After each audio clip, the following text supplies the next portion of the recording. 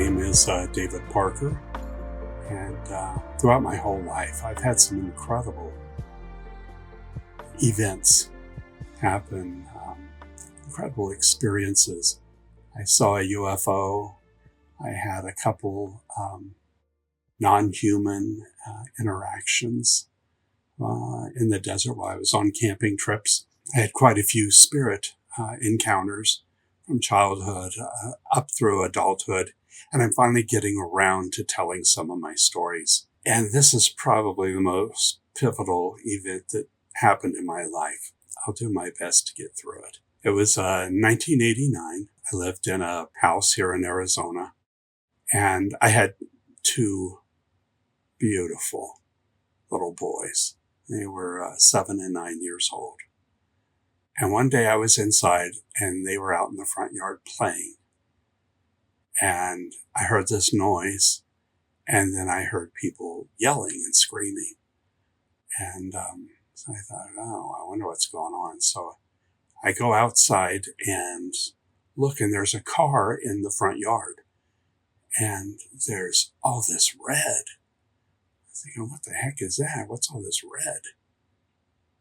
It ended up someone decided drinking and driving was more important than me getting to raise my two boys. And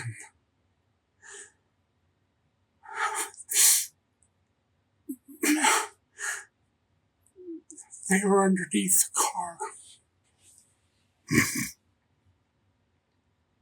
And they were killed. The neighbors were running. I guess somebody saw it. And,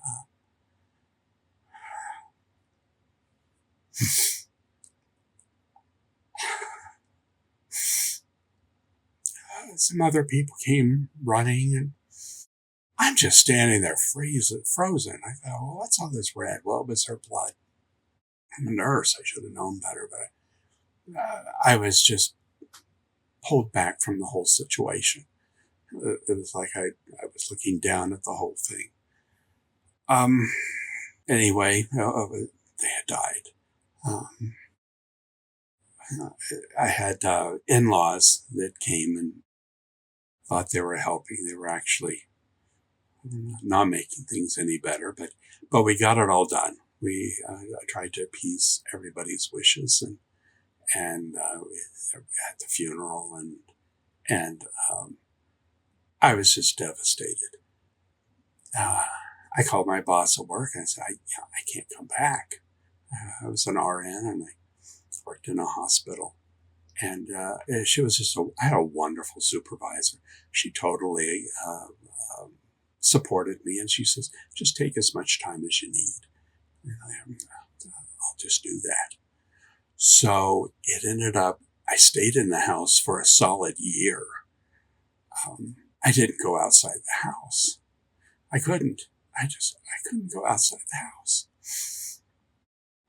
I remember looking out the window and I'd see cars driving by, and I thought, why are you going somewhere? Because my life froze. It stopped right then. I was just amazed people are having a life and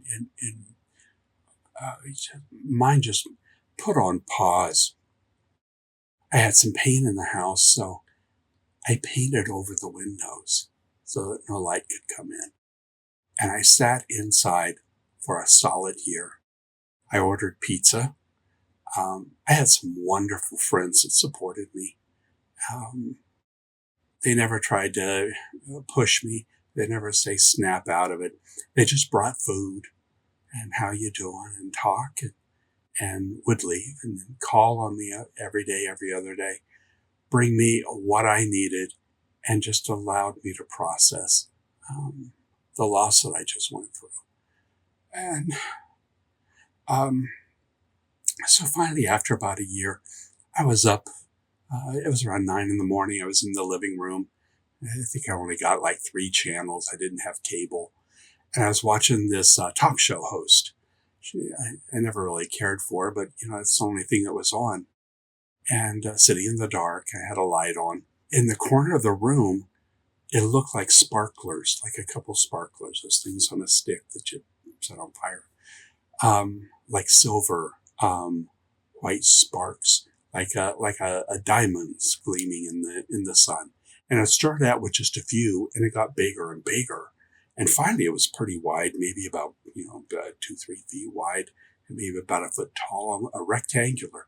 And I thought, I've got an electrical fire. Now what am I going to do? And I just kept staring at it and staring at it. And pretty soon, two voices came out of it. And they sounded like young executives, maybe in their late 20s, very professional. And they started just chewing me out. They were took turns saying, "You got to let us go. We have serious work to do, and you're interfering. This is very important work that we're doing, but we can't go forward because you're hanging on.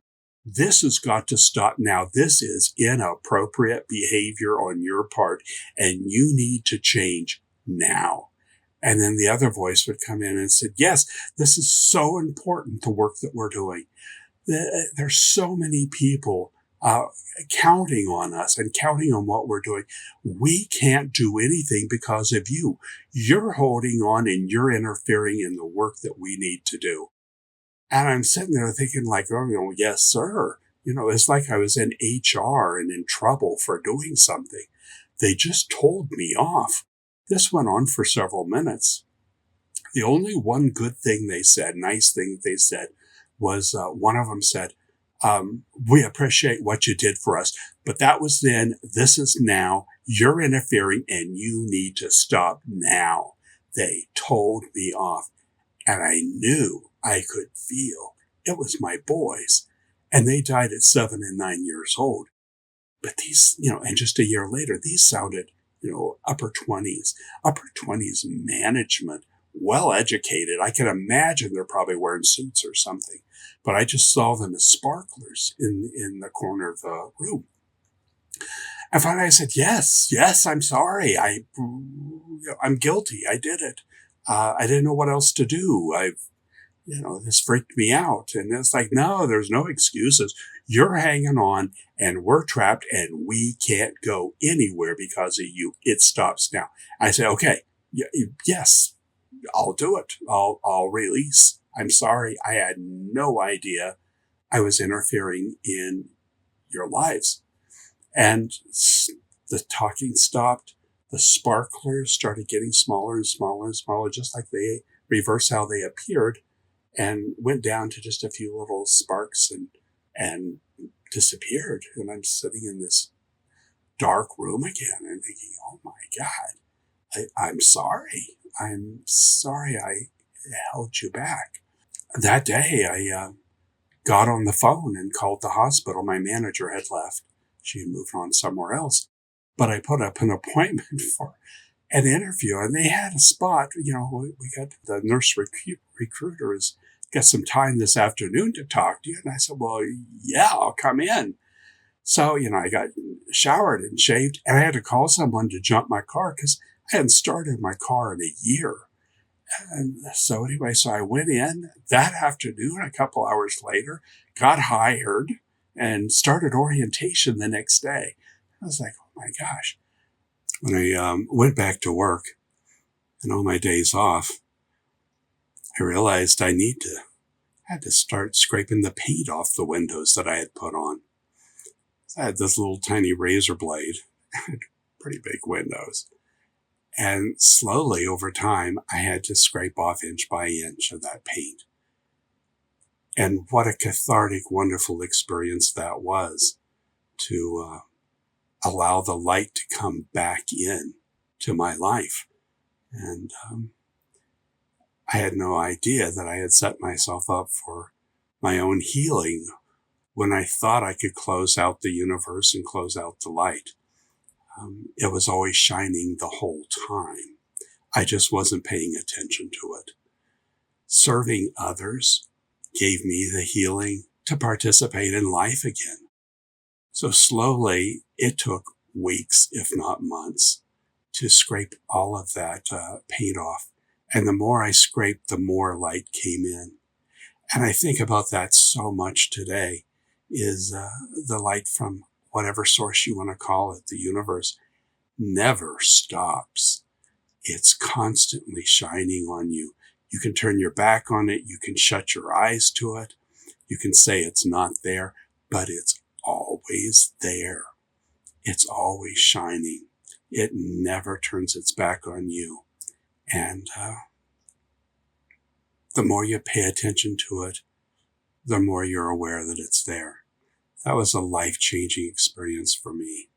And I've never lost track of the light since.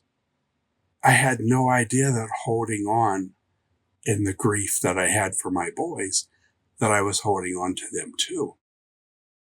And ended up, when they needed release, and for me, that gave me release too. So it was so pivotal in my career choice for the rest of my life. I did go to the hospital. There was a unit opening up for HIV patients. It was a big issue back then. This would have been 1990. And here in Phoenix, we had opened up a 55-bed AIDS inpatient unit. They needed nurses. Nurses wouldn't come work there. So I said, well, yeah, I'll go.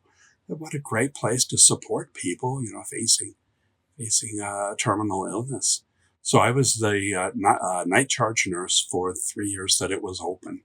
And oh my God, I had so many wonderful experiences with these people. And they were so shunned by the family and society. We would sometimes in the evening get hungry, so we'd order pizza. And the pizza places wouldn't deliver to us. Not that because we had all AIDS patients, but they wouldn't even touch the nurses' money. So these people were so discriminated against.